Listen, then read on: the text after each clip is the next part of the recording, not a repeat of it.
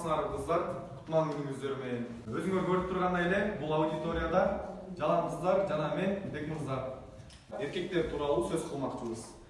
Силерге алгачкы бериле турган суроо: эркектер силер үчүн ким? Өз оюңарды калтырып кетсиңер.